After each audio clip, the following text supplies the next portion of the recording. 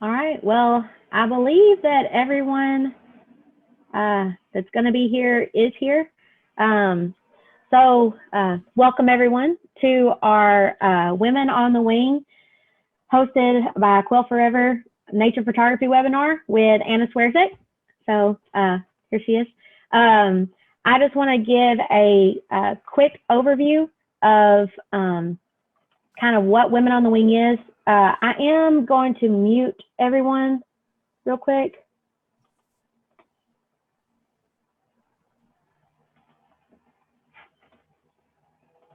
Except for Anna. Hopefully it'll let her unmute. Yep.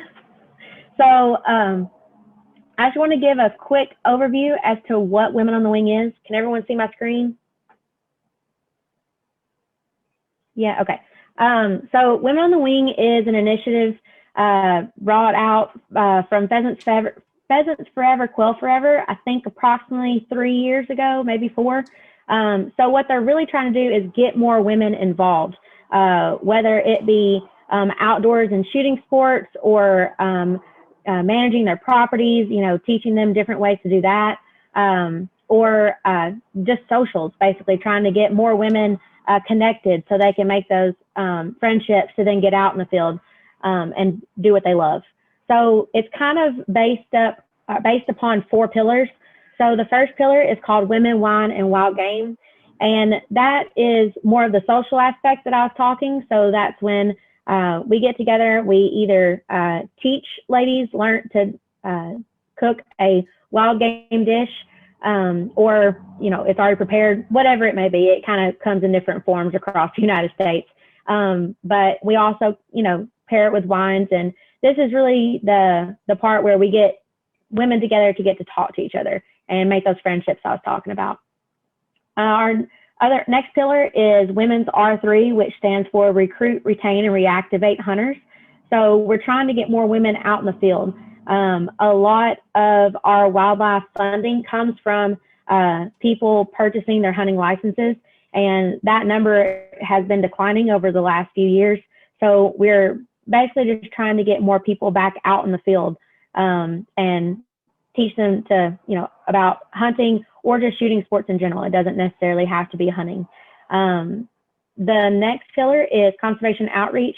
So these are generally the kind of field days and workshops that a lot of your local biologists may already be putting on, teaching you about habitat management or biology of whether that be quail, monarch, pheasants, all of the above.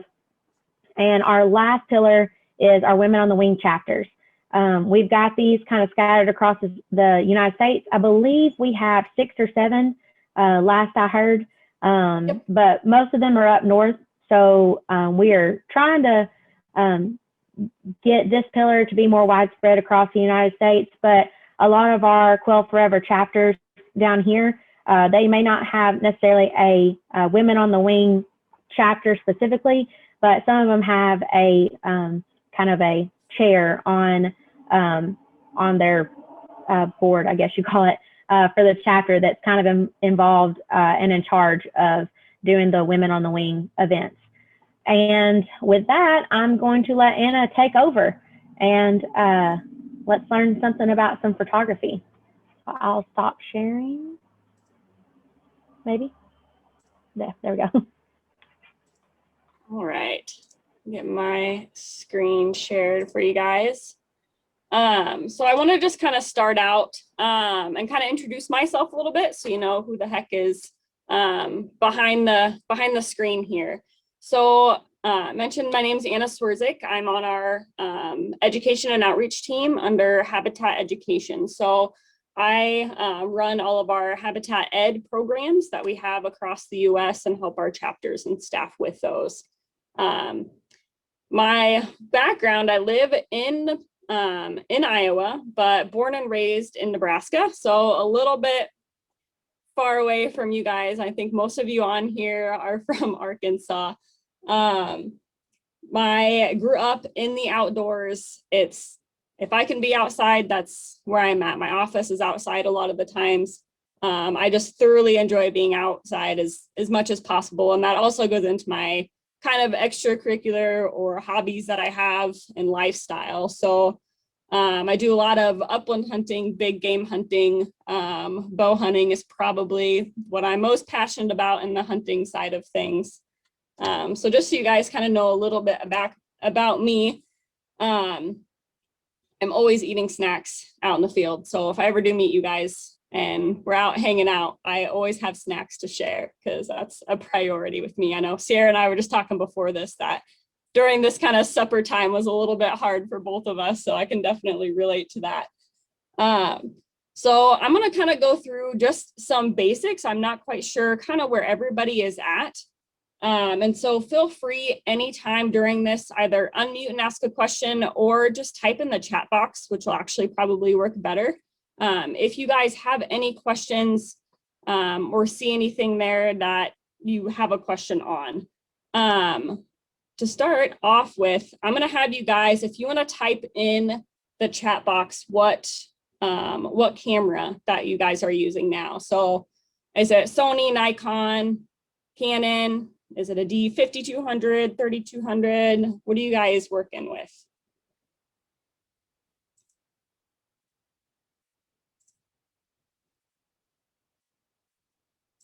See them coming through. Got some phones. Couple Canons. A lot of Nikons. Awesome. So I've shot with most of what you guys have on here, aside from the Canon. So hopefully I can help you guys out with any questions that you guys have as we go forward.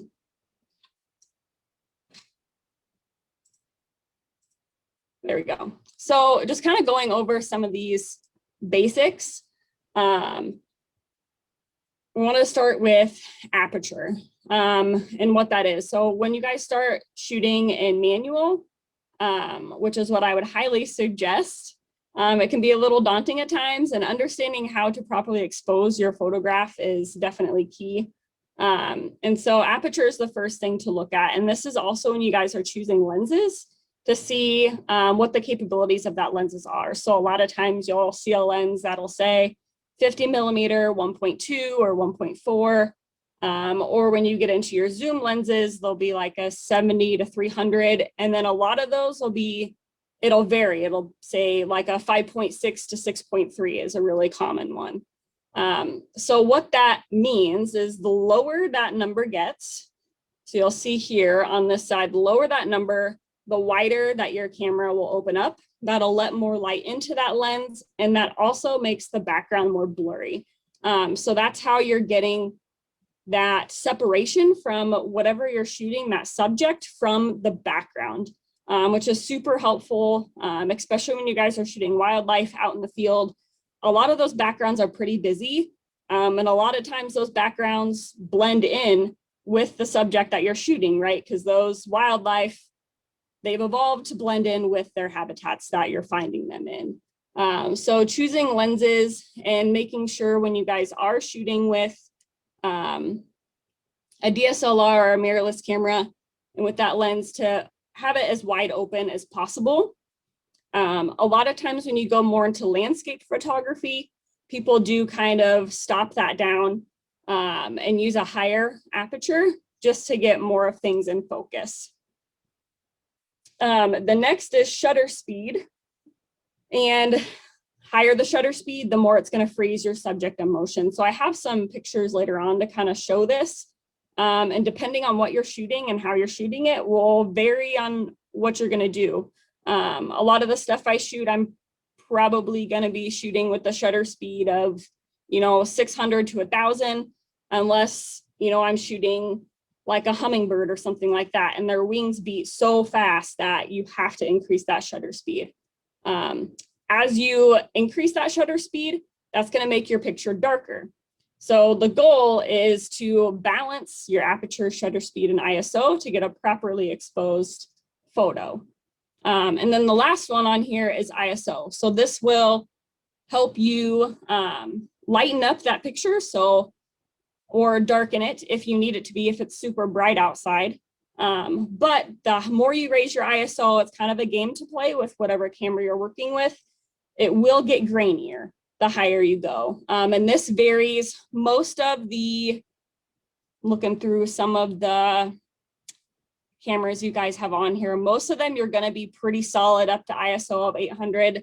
Some of those you're going to be able to go even higher than that without seeing a bunch of grain in your photo. So I'm going to click on this link here to help kind of explain how those relate. So I found this website, and so you can see it'll show your example, and the faster you have your shutter speed, it's going to darken up that photo. So then you need to widen up your aperture, which will help make it brighter.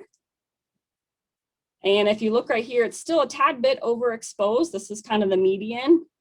And so you might need to just increase your shutter speed just a little bit.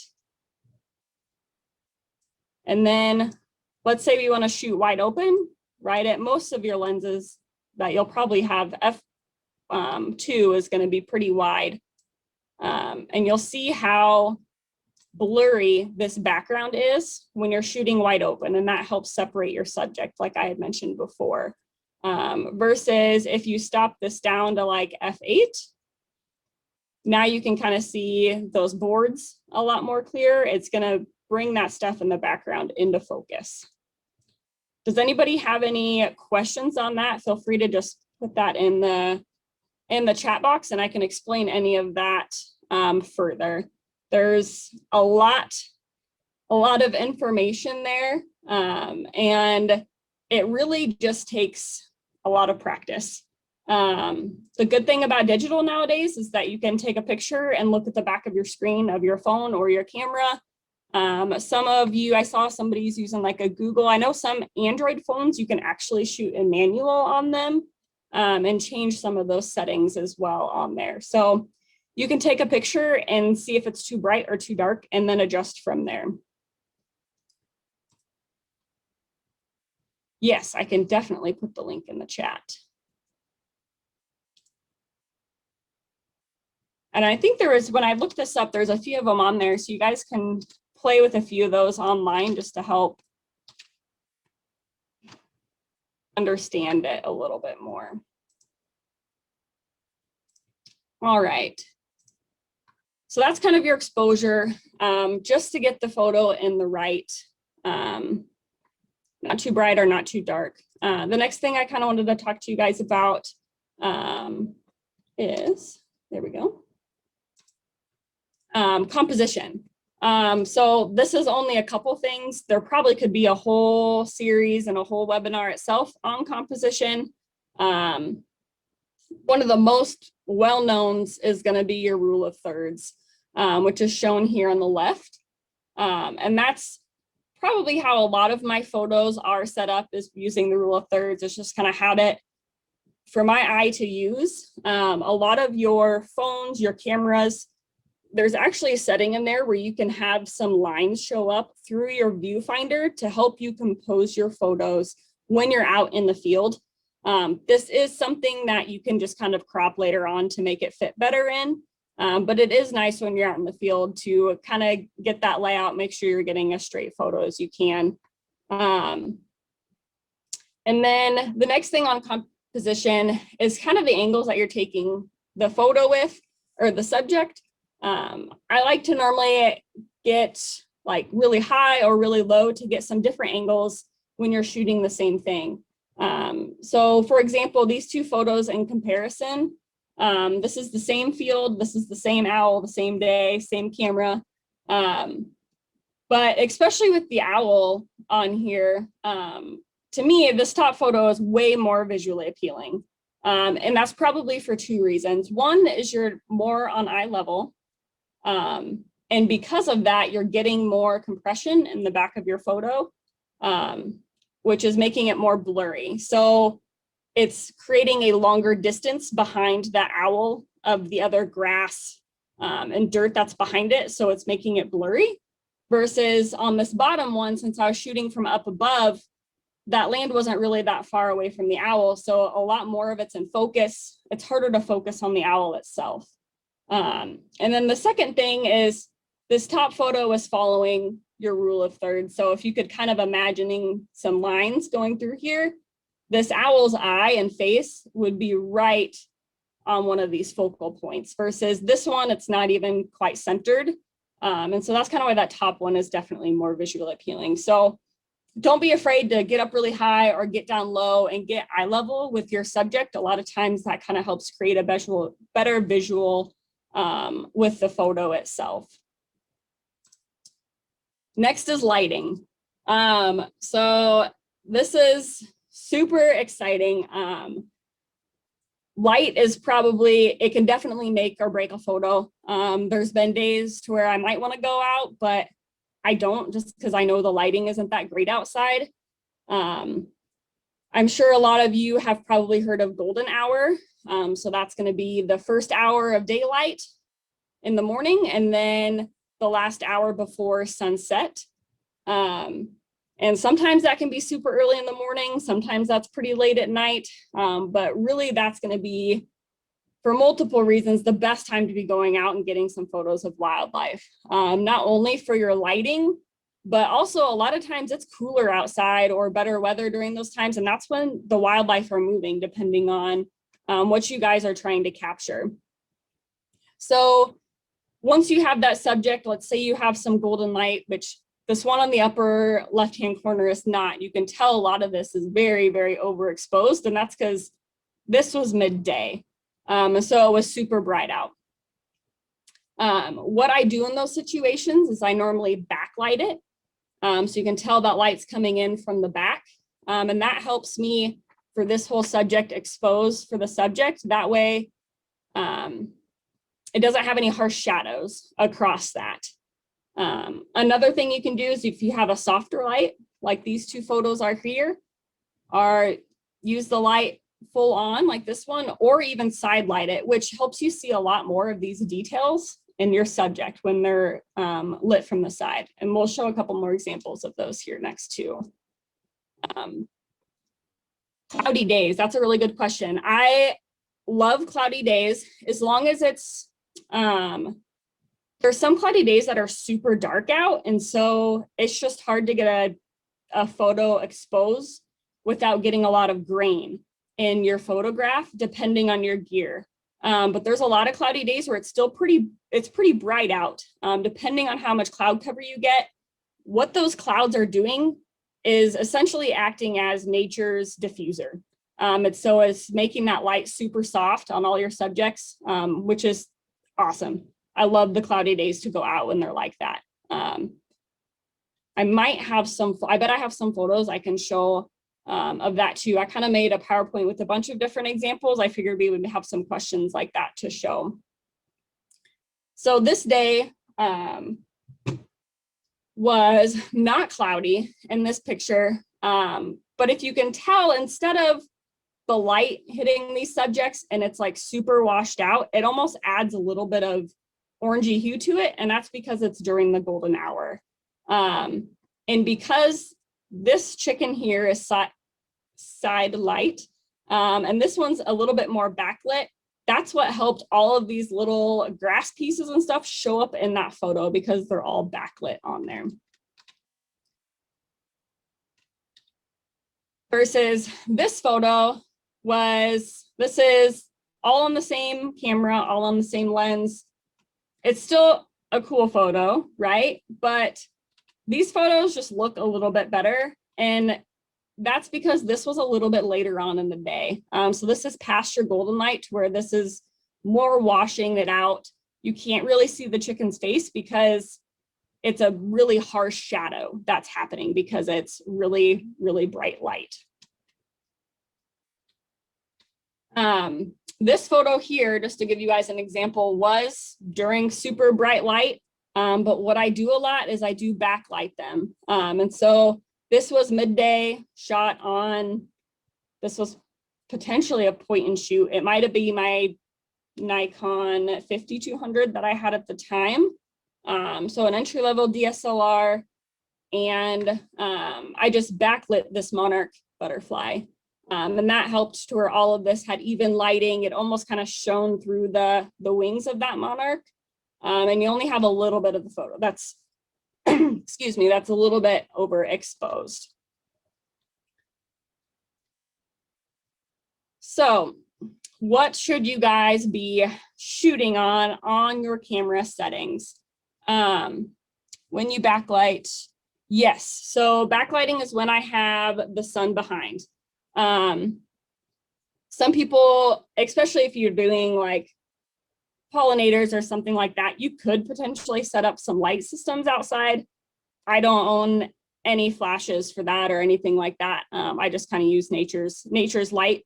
So that's a really good question. I'll see, trying to see this picture, probably you can see it the best, to where, here we go. You can tell on this that sun's coming in from behind. So it's coming in from behind right here. And so when you're looking this way, this is all kind of even lighting, but just how it's shining through some of these leaves, it's just backlighting through there.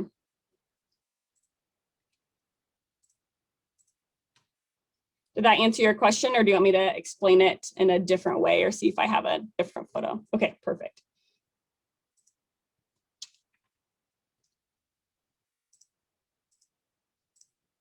Go through. All right, so camera settings. We can start with what some of these settings are for a DSLR. And then I think we have a couple people on here as well too that are shooting with their phones. So if you have a DSLR, most of them will have a knob like this on the top of your camera. Most people probably have it on A, which is auto, or sorry, that one's aperture priority. They'll have it on the auto right here. So your camera is choosing the ISO, it's choosing the shutter speed and the aperture automatically for you. So you're not doing any of that. A lot of times that can work, but a lot of times your camera isn't going to properly expose those photos, especially if you're shooting backlit a lot. It'll expose for potentially the sky more than the subject. And so you'll have a photo that's super overexposed or really underexposed. That's hard to fix in post. So if you don't want to jump all the way from shooting auto to manual, I would advise starting with one of these other options. Post is so just like you like post after you're done. So normally you'll take your photos and then you'll go and put them on your computer. And so if you have an editing software, you'll fix that in like post. So post photo shoot. So on Lightroom, or if you have GIMP or whatever your computer's photo editing software is. Good question. So if you guys don't want to start off right away shooting in manual, try one of these others just so you can kind of get a handle on how your shutter speed, aperture, and ISO are affecting your photograph. So you could start an aperture priority. So that would mean that you're setting what you want the camera in that lens aperture to be. So if you want it to be f2 or f3.5, which would be a pretty shallow depth of field, or if you want it to be f12, so everything's in focus, including everything behind your subject. And you'll set that, and then the camera will decide the shutter speed and the ISO based on what you have your aperture set to. So that kind of lets you start playing with one of those settings, and then let the camera do the rest. And it's kind of a good stepping stone to manual. Can you explain the depth of field a little bit more? Yes. Let me go back to a photo. So this picture right here, when I'm looking at depth of field, it looks blurry. I'll get my, here we go. Oops, I can't draw straight on this apparently.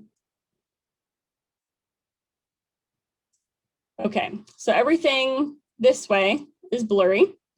And then everything over this ridge this way is blurry. So the wider you have your aperture, so the lower the number, if it's 1.2, 2.0, the smaller this distance is between where it's blurry in front and where it's blurry in the back. And so then if you have a aperture set at f12, all of this grass and stubble in front of here and these hills and these cedar trees behind them would also be in focus. So that would be a larger depth of field versus this picture has a shallower depth of field. And then if we look at this next picture on here,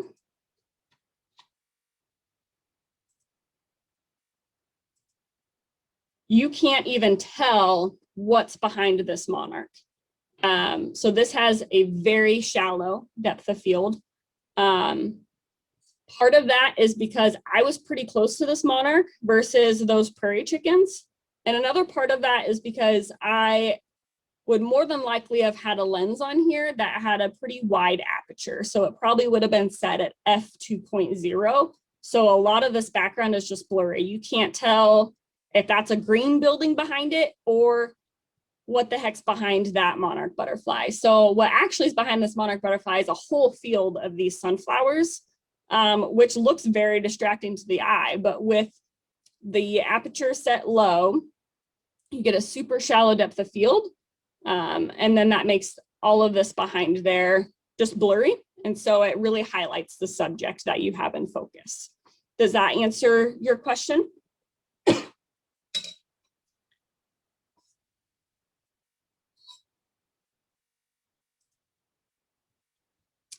Yep, perfect. All right. So that would be the setting if you want to start with aperture to figure out how that affects your depth of field. It's a lot going on in your mind. You can find cheat sheets of all of this on like Pinterest or Google. And I know when I would start out shooting manual, I had some of those printed off just to kind of help my brain wrap around all of it. The S is shutter priority. And so that would be, you're saying, I want my camera to shoot at 1/200th, and then the camera chooses everything else. So you might shoot at 1/200th, which lets quite a bit of light in. So it might take down your aperture and make a larger depth of field, which might not be what you want. So once you kind of work with that and go back and look at your settings and your photos, it really helps you learn. Going to manual can be a struggle at first, but I highly recommend it. It's the best way to kind of get this stuff just burned into your brain. And so you understand what's happening in your photos. And then if you guys are shooting on your phone, a lot of them, trying to think, I have an iPhone and I don't think I can choose the aperture.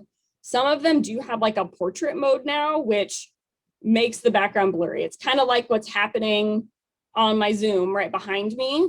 It's kind of just like a digital blur that happens on the photo, which helps isolate your subject. And so that really helps a lot if you're shooting something close. If you're shooting a flower or something like that, you can put it in portrait mode. I've done to help make it look more like I shot it on the DSLR if I don't have my camera on me or something like that. And you can also change the exposure on your phone. So on most phones, when you're in the camera mode, if you tap this screen, there'll be a little exposure slider that comes up. And so you can say if you want it brighter or if you want it darker. I know that helps a lot, like if I'm out in the field and I just want to take a quick like sunset photo or something like that. A lot of times that phone like way overexposes it and it's super bright. And so you can go and darken that up on your phone to get a better photo right away out of there. And then JPEG versus RAW. So this is the file format of your photo. Some phones actually can shoot in RAW. I think a lot of Androids can now. But any of your guys' DSLRs that you had mentioned, or mirrorless cameras can shoot in RAW. What this file format is, RAW coming straight out of your camera will actually look a little bit more flat. You're going to see less contrast in that photo. And it just won't pop as much, which might sound bad starting off versus the JPEG, but actually you can edit that photo better than you could a JPEG. JPEG, the camera actually adds its own contrast and a little bit of exposure to it. And so if you have a photo that's a little bit overexposed or a little bit dark, which we're all not perfect, it's going to happen. Probably most of my photos are a little bit one way or the other every single time. It's very rare. I don't have to change the exposure a little bit or take down some of the highlights. You're going to be able to, would be the right word, you'll be able to like recapture a lot of those pixels of the photograph in RAW versus you do JPEG. You lose a lot of that data in a JPEG photo versus a RAW photo. So if you have the capabilities, I highly suggest, yes. Does RAW take up more space on my card? It does. So they are larger photos. And once you edit them, then you do export them as a JPEG. So it does take up more space. I have, let's see, I have probably about 4 to 6 64 gigabyte memory cards. You can get a 64 gig for about, I think like $20 on Amazon. So it's really not too bad as far as space. The better technology gets, the cheaper the space is getting. And so I just kind of eat the space and I do it. Normally on one of those cards, I can shoot 2,000 to 3,000 photos. So I don't even go through one of those if I'm just going out for the afternoon to take photos of wildlife. But that's a really good question. They are larger files. So I highly recommend having external hard drives to save your photos on and having those backed up as well. And I think I talk about that a little later. So I'll get on my, I guess, little pedestal and harp on that to you guys a little bit later about backing up your photos. All right, the next thing I want to talk about, that was kind of how to get the photo, how to set up your camera. Does anybody have any questions about that before I kind of go on to the next part of the webinar? I'll give you guys just a second as I grab a drink of water here if you have any questions.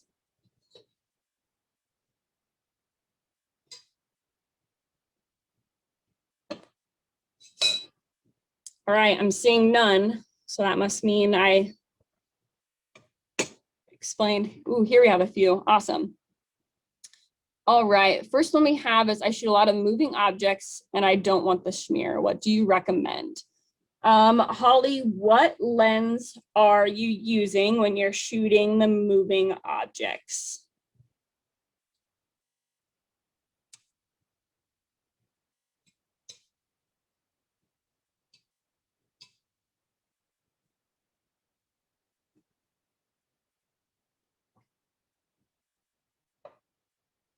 I think the next question we have, as we're waiting for Holly, the best editing tool. I do cover this a little bit later, but I can talk about that now while we're waiting. If you are good with spending $10 a month, Lightroom is going to be probably the best. It's super easy and quick once you get a routine down with it. And that is the Adobe Creative Cloud photography subscription. $10 a month. You might be able to buy just one version of it. I haven't looked into that. I do the subscription, so then you always have the latest version of it. And so that'll come with Lightroom and Photoshop. I highly recommend just going with Lightroom. That'll be able to have the capability of editing your raw photos for you. The best way to describe the difference with Lightroom and Photoshop is Lightroom is a photo editing tool versus Photoshop is a photo manipulating tool. So if you need to remove stuff in the background or completely like rearrange a photo or something like that, that's where Photoshop comes into play. Lightroom does a really great job of just editing photos.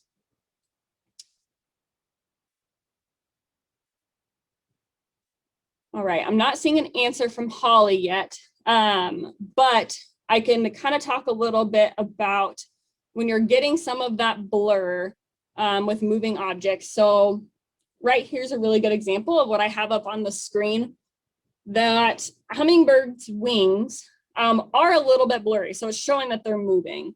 Depending on if that's what you want to get in your photograph or not, what I would have needed to do for that photo to freeze that hummingbird's wings better is to increase my shutter speed.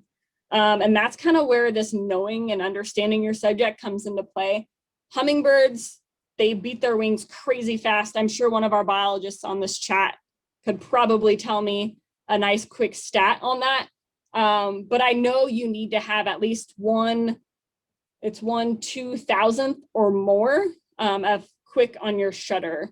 For other things with moving objects, 100 beats per minute, that sounds right, Tabitha.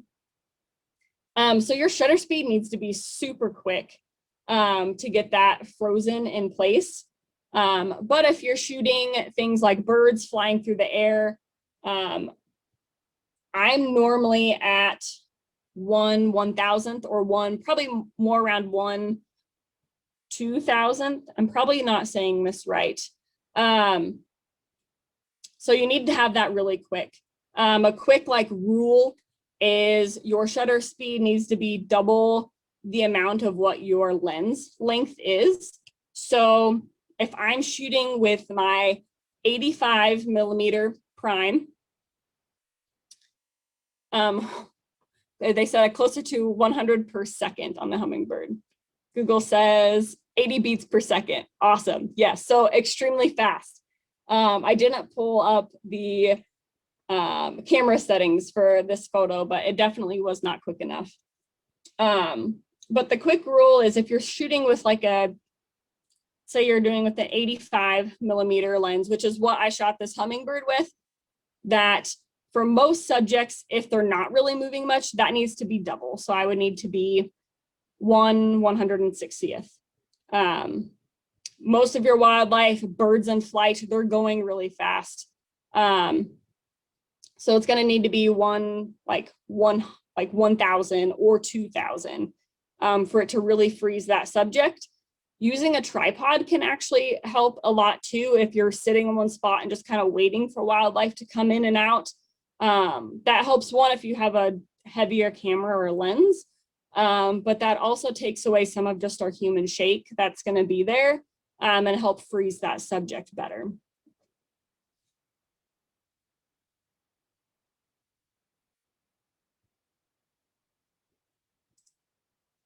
And so the other thing when you guys are going out and shooting wildlife, I'm going to have you guys type in the comment box, what are you normally going after? Are you trying to get photos of eagles, of insects, of your like working bird dogs, landscape?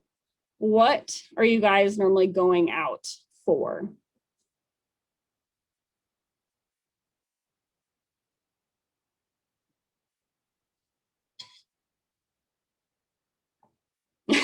Tabitha, anything. I love it. I'm definitely that, just like whatever happens that day, whatever I find is going to happen.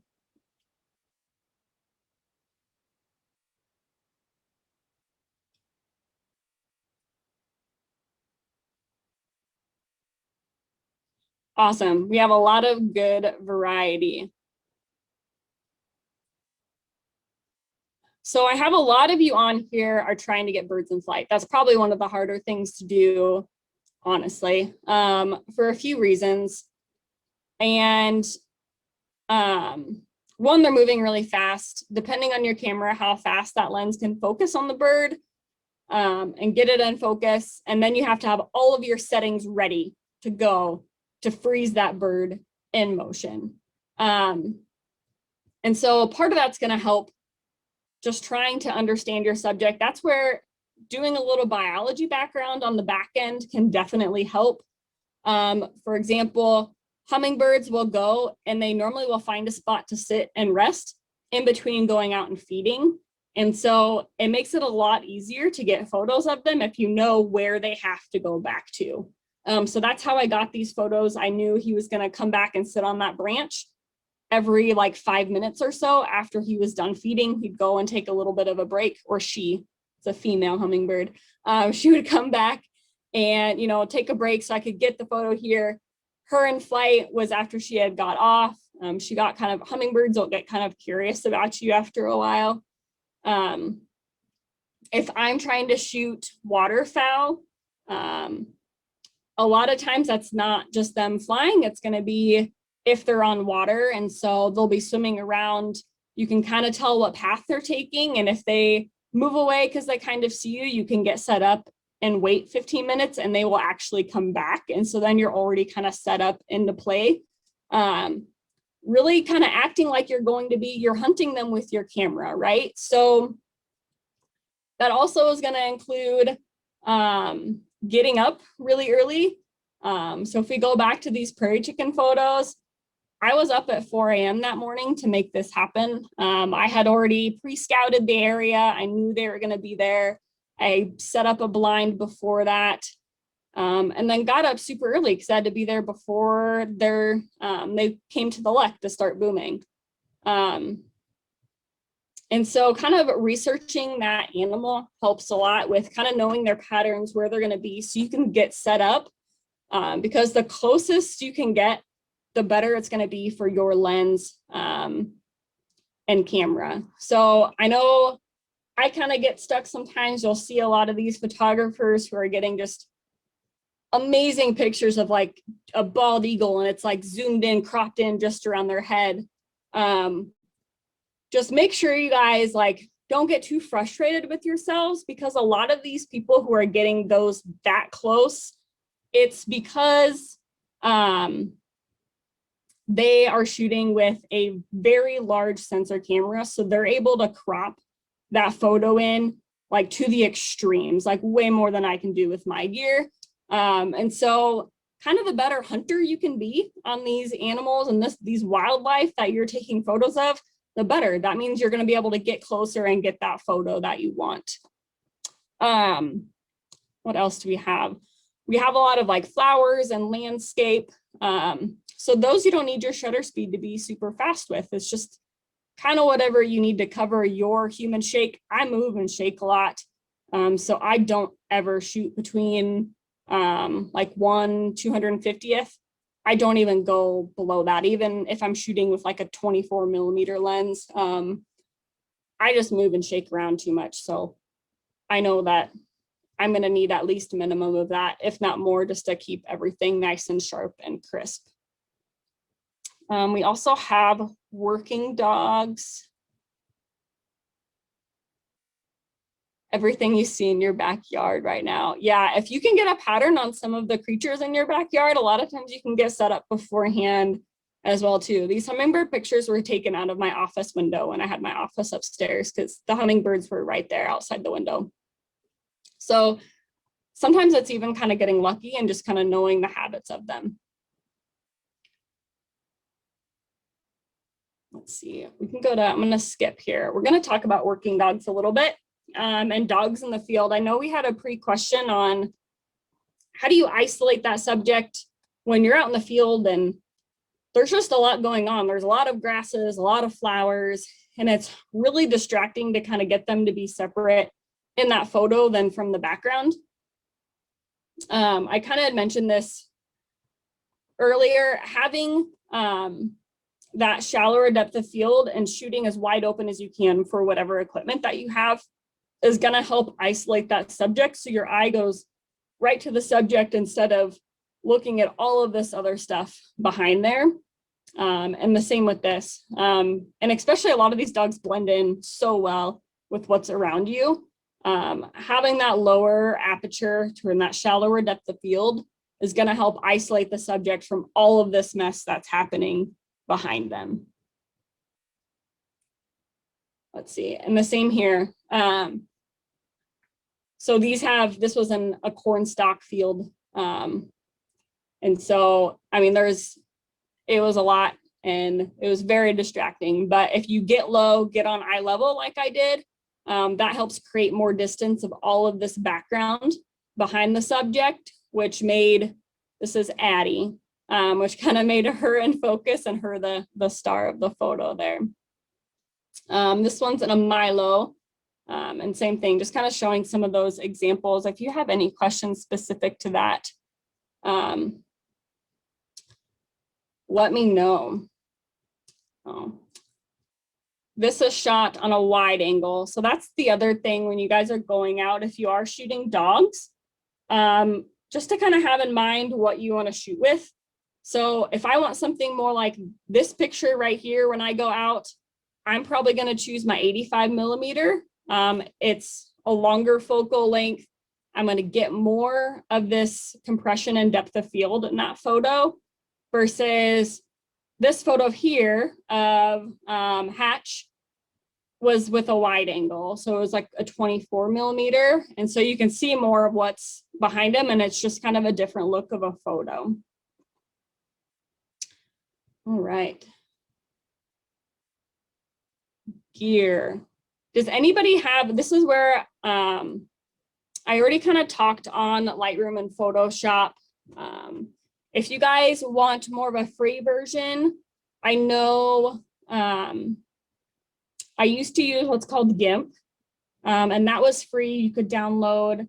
It was more like Photoshop, and it is a little bit slower. So if you have more patience than I do, it is a really good free option. A lot of computers nowadays have the option to edit photos too. If they can handle raw photos, that's definitely best. On the left here is what I use. So I use Lightroom, Photoshop if I have to. I try to stay out of Photoshop at all possible. I use Photo Mechanic to go through my images and pick which ones I want. It just makes it quicker. It's not necessary at all. I also shoot families and weddings, and so I go through a lot of photos and I need to be able to go through them really fast. Hard drives. That's where I highly recommend you guys having a hard drive. These photos are going to take up a lot of space, especially if you're shooting on RAW.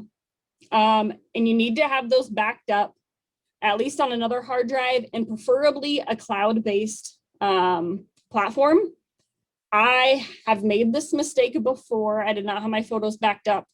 My hard drive slipped, it fell, and then I ended up paying like $800 to recover all those photos because, you know, I had photos of my fur baby on there and I couldn't lose those photos of her when she was a puppy.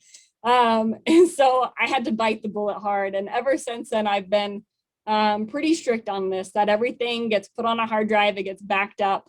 And then if you can, also put it on a cloud-based service. That way, if a fire happens or anything like that, which these crazy things unfortunately happen, that you have all of these backed up and good to go. Hard drives are also getting cheaper nowadays. You can get, I think I got like a 5 terabyte hard drive to back up everything for like $120. So they are getting a lot cheaper. How does Photo Mechanic filter those photos? If I had my personal computer on the Zoom, I could show you.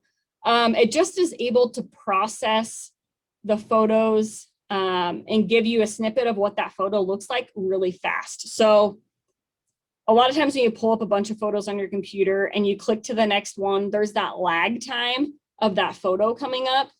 You don't have that with Photo Mechanic. Once they're loaded on there, as fast as you can click through the photos, it'll go through. And so you then kind of, as you go through those, there's a number on your keyboard where you can mark which ones you want to keep.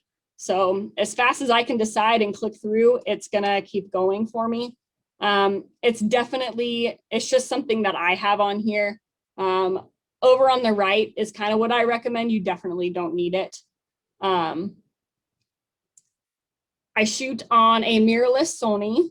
I just got a 200 to 600. So a lot of the photos you saw in here actually were probably just taken with my 85 or with an old camera body system and lens. I just upgraded and got the Sigma 200 to 600 for wildlife photos like a couple months ago. I have prime lenses primarily. That's for shooting my weddings and families, and also the working dogs out in the field. These prime lenses, if you're looking into shooting landscape as well, your landscape, your flowers, your working dogs, I'm not gonna wanna be lugging around my 200 to 600, it's way too heavy. These prime lenses are actually relatively cheap. The 50 1.8 for most camera systems is around $300. It's a super short lens on all platforms, really reasonably priced. You're gonna get great photos from it. And it's super light to take out in the field also. And what you can do the cheap way is if you're wanting to take pictures of like macro photography of those flowers and insects, a cheap kind of little hack is if you Google extension tube for whatever camera or body system you have, this is a piece, you have your camera, you then attach the extension tube and then you put on your lens. And that allows that lens to focus closer so you can get closer to your subject for it to focus on. And so all of my flower pictures, my pollinator pictures, I've gone the cheap way and just gotten an extension tube for my lenses instead of buying another lens to add into my bag that's specifically for macro. So that's what I'll have for you guys. I would just recommend, if you can afford the $10 a month, to go with the Lightroom Photoshop service. It works really well for editing your photos if you're shooting in RAW. Make sure you have those hard drives and then just a camera and a lens, which I think most of you have. Some of you have phones, which, I mean, some of these photos are from when I just had a DSLR or a point and shoot, and that would have been 5 years ago, which the phones now they have just as much megapixel as those DSLRs did 5 years ago, which is crazy. And some of the phones are just as expensive as well too, as a lot of these camera body systems. When you're looking at an iPhone or something like that, that's going to cost $1,000. So their camera systems in them are actually they're really good. Yes, Leslie said she also uses extension tubes with their kit lenses. They work really well. I like them a lot. It's a nice cheap hack to save you from spending a bunch more on another macro lens. And the last thing that I have here is just a quick tips. Take your camera everywhere. I drive around with my camera in my car, even if I'm going to get the groceries most of the time. I can't tell you the amount of times that's helped out and go through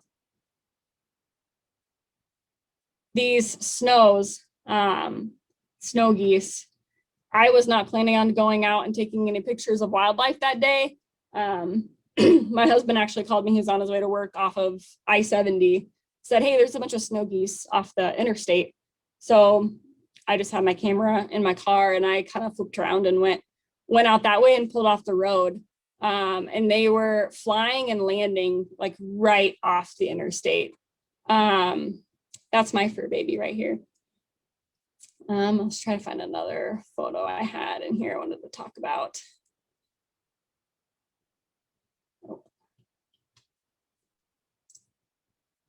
The other one was a few years ago, and like just another time we were driving around and lo and behold, we had to go flip around the median because there was like 30 bald eagles just feeding off the road, which was super cool. I've never seen it again. And so it just comes in handy if you guys have it with you all the time, because you never know when you're going to have a setup like this come in front of you.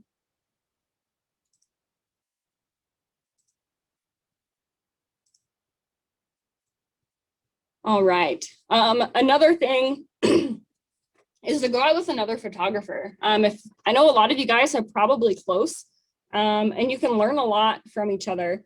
I can sit behind here on a computer and show you examples all day long, but honestly, the best experience you can get is going outside with somebody else and talking through an actual situation. And so if you have a chance to go and do like an in-person workshop, or somebody close who just wants to go out with you, even if they're just, they're on the same level as you, doesn't mean you can't learn something from each other. Somebody might see the light a different way or have ideas, and that kind of helps bounce ideas off of each other. Knowing your gear.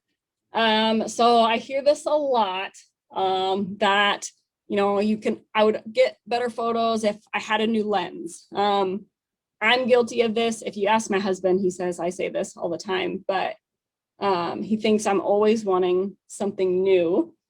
But just kind of knowing your gear and knowing the limitations. When I didn't have my long 200 to 600, I wasn't going out trying to get pictures of birds in flight, just because I'm probably not going to get that with an 85. But I can go out and get pictures like what you see here, this monarch caterpillar and flowers and landscape. And then knowing your camera system and how far you can push that ISO. So if it's a super dark, cloudy day and you can't, it's just going to be too dark outside for photos. And if you have a really good lighting day, just to go out, but kind of knowing those boundaries to kind of help you choose where you're going to go, and what you're going to try to go photograph that day. This is where I threw in my harping on backing up your photos. I'll say it for probably the third time throughout here. Back them up, practice. I have a pollinator plot like beside my house. And so I'm out there probably a couple times a week, just kind of seeing what's out there, what's moving around, kind of playing with how the light's hitting the flowers, just to understand it more. There's always something more to learn, even about your gear, but also about lighting and how that affects your photo and the composition of it. So practice and have fun. That sounds super cheesy at the end. I'm normally not a cheesy person, but going out and having fun, I have a blast. I will lay for hours alongside of a bank of a river waiting for ducks to come by. My chiropractor probably doesn't like that much. I always kind of wonder why my back hurts a lot. And then I remember that I spent a few hours laying in some random little crevice trying to get one photo. And sometimes it doesn't work, but sometimes it does. A lot of these wildlife photographers you're seeing aren't getting the photos that they're posting every single time they come out. A lot of times that is hours and days and weeks worth of patience for them to get that photo. Right. Does anybody have any other questions? Yes, the right lighting, right object makes me smile. Yes. Lighting it helps. Like, that's probably one of the best things is your lighting that you can do. And you can't change that. So it's kind of placing yourself in the right position. For example, I know like these prairie chickens, I knew where they were booming and around. And so I specifically placed myself where I wanted those chickens to be side lit or backlit. I didn't want the sun just to be hitting their whole subject. It's my preferred way to shoot is backlit. Most of the photos that I probably showed on here are backlit. And so kind of knowing that when you're setting yourself up, I specifically chose the spot that I set up that blind so I could get photos like that. Thanks, Erica.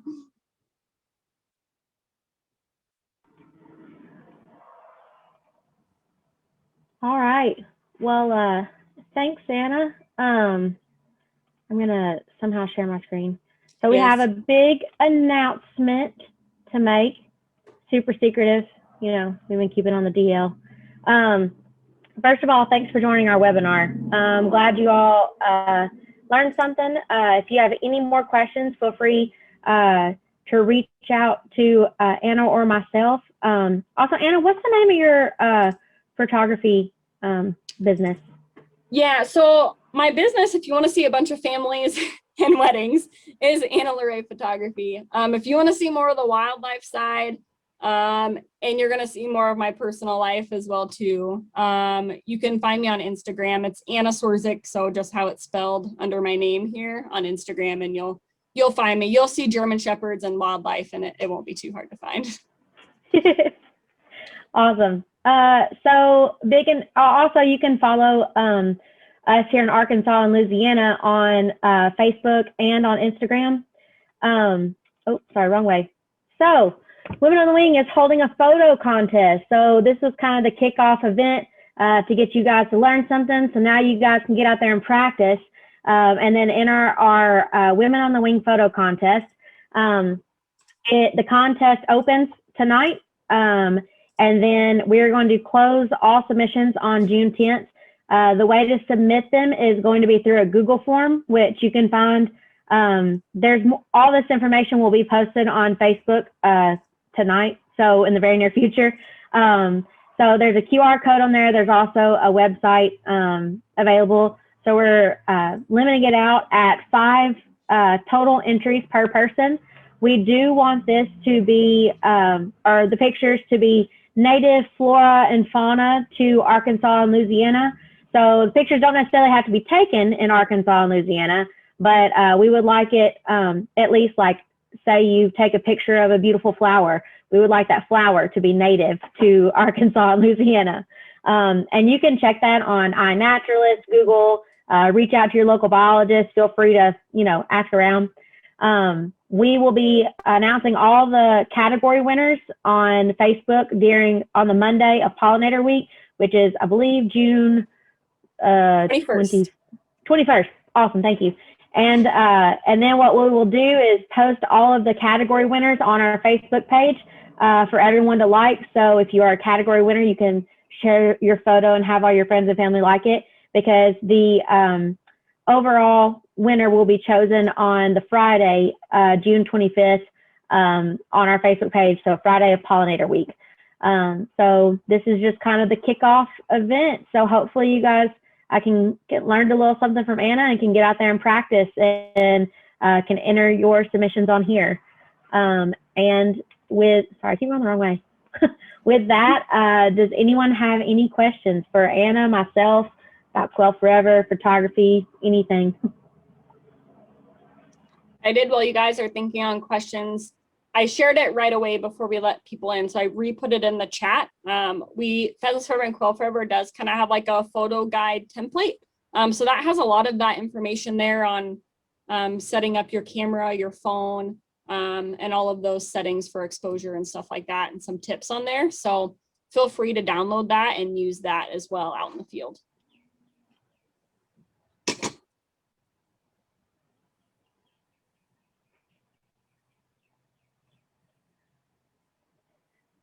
I'll give everyone a few minutes to be able to get in there and download that before we end the meeting. Any questions at all?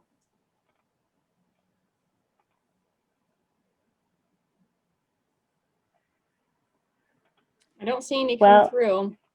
Looks like Rita just bought 15 acres in Arkansas. That's awesome. Congratulations. Awesome. What county are you in? I can't see the chat anymore. I don't know where. Oh, I found it. I just blinked. And when you're sharing your screen, it gets a little tricky. Yeah.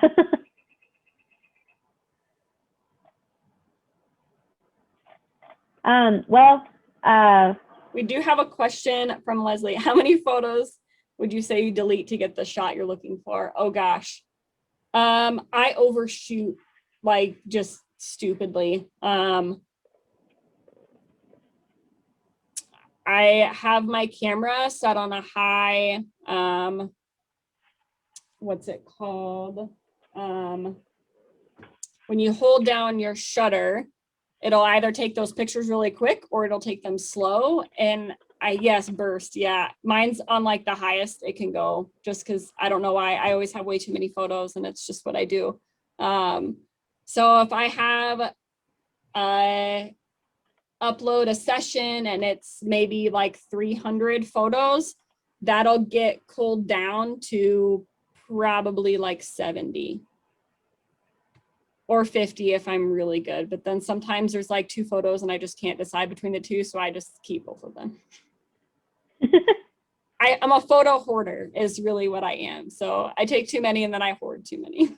I was about to ask how you did that, because I am a hoarder and I don't even take that good of photos. Like, I don't know why I decided to keep them, but I just had to, I load everything onto Google Drive because I've had too many hard drives crash on me and I don't trust them anymore. Yep. So I just had to up it to 2 terabytes worth of stuff. And I keep everything and I don't know why. I mean, sitting in front of me, I have 1, 2, 3, 4. I have 10 terabytes of storage sitting in front of me right now. So you're good, Sierra. You're good. That makes me feel better. But I also don't shoot professionally either. It adds up so quick. The template that I spoke of, if you scroll up, I shared it in the chat to everyone. It's called the Photo Guides template. And if you scroll all the way up to the beginning of the chat, it should be the very first one as well too. So let us know if you can't find that as well. And we should have the emails of everybody, right, Sierra? Or maybe we could send that out that way too if they need. Yes. Registration. Leslie will be able to assist me with that. But I believe we have the emails of everyone who tuned in today, so we can send that. Oh, hey, awesome. Miss Rita, I wanted to let you know, sorry to cut you off, Anna. Very good. You are moving to Marion County, which one of our Quail Forever biologists covers. Her name's Jessica Cox. She's on here today. I just don't know if she's still awake. And anyway, there's her email and contact info if you'd like to get in touch with her talking about habitat on your property.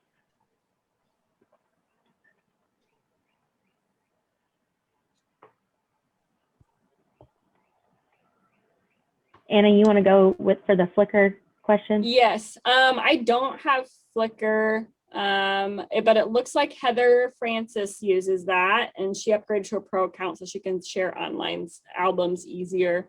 I'm not familiar. I've seen Flickr, I just haven't used it. I'm not very good at my cloud base. I just have a bunch of hard drives and then like one goes into a safe.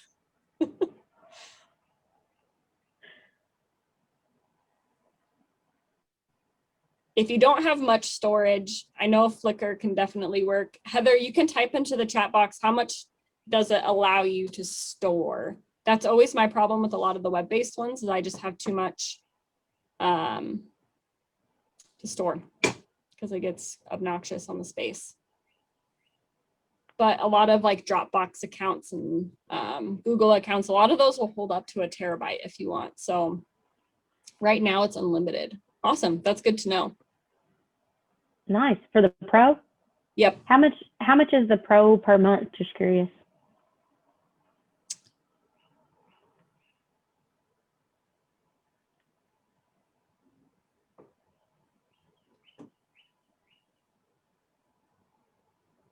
Oh, that's I think way cheaper than.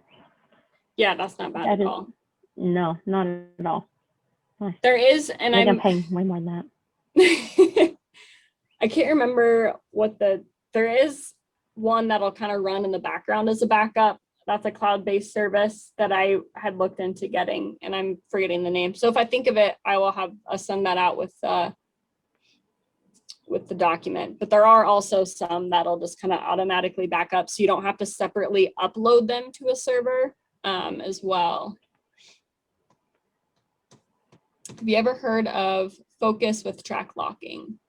I've heard it referenced with Nikon cameras. Yeah, so once you get into some of those DSLR cameras, your Nikon, Sony's cameras, they're gonna have track locking. It's just a focus mechanism of the camera. a setting that you can do that helps with the birds in flight as they move across your screen. It kind of locks onto that subject as they go. It works really well for some cameras. Do your research on whatever camera, if you're like looking into a new one that has that. Some they work really great. Some it's a little bit more finicky on how well it locks onto that subject. My Sony does extremely well with that. It's a lot easier than trying to manually focus on your subject as it's moving across your screen. That's hard. It's very hard. They're so fast usually. Yes. I've missed so many shots because it's like, well, there, it just went. It's gone.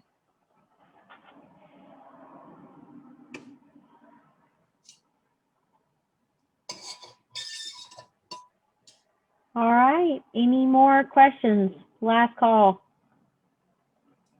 And like Anna said, we will send out an email to everyone with a link to the recording, the file that she shared at the very beginning of the chat, as well as anything else we can think of. And you guys be sure to enter our photo contest. Get out there and take lots of photos and enter so we can see how you've been doing. And with that, I guess we'll wrap it up. Thank you guys so much for tuning in. Thank you.